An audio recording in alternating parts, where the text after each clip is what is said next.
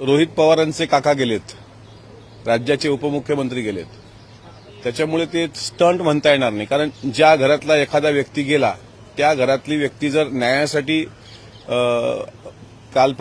काल सकाळी ते मनसे पक्षप्रमुख राज ठाकरेंना भेटले, परवा ते बारामतीला गेले, नंतर ते परत मुख्यमंत्र्यांना भेटले, आज ते एकनाथ शिंदे साहेबांना काल भेटण्याचा त्यांनी प्रयत्न केला. म्हणजे त्यांची ती धडपड आहे की व्हीएसआर व्हेंचरवर एफआयआर का होत नाही, डीजीसीआर एफआयआर का होत नाही, तर याला स्टंटबाजी कशी म्हणता येईल. मी याला स्टंटबाजी म्हणता येत नाही. कारण माझं अनिल पाटील साहेबांना विनंती आहे की भावनिकतेनं सगळ्या ह्या गोष्टी आपण पाहिल्या पाहिजे. उद्या मी फिरलोय इकडे, मी पण जातोय, मी पण मुख्यमंत्र्यांची भेट घेतोय, तर तुम्ही अमोल मिटकरी पण स्टंटबाजी करतोय असं म्हणून मोकळं होण्याचं काही कारण नाही.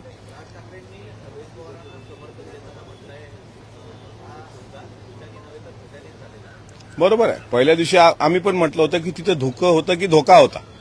त्याच्यामुळे आज महाराष्ट्राच्या मराठी माणसाचा स्वाभिमान असलेल्या अजितदादांच्या संदर्भात मराठी माणूस म्हणून जो कोणी पुढे येत असेल, जो कोणी त्या गोष्टीला समर्थन देत असेल, त्या गोष्टीचं नक्की स्वागत केलं पाहिजे. त्यांनी त्या विषयाचं गांभीर्य ओळखलं आणि शेवटी ती व्यक्ती लहान नाहीये. त्यांनी त्या विषयाचं गांभीर्य ओळखलं आणि त्यांनी जर पोलिसांवर ताशेरे ओढले असतील तर ही गोष्ट फार संवेदनशील आहे आणि ती महत्वाची पण आहे.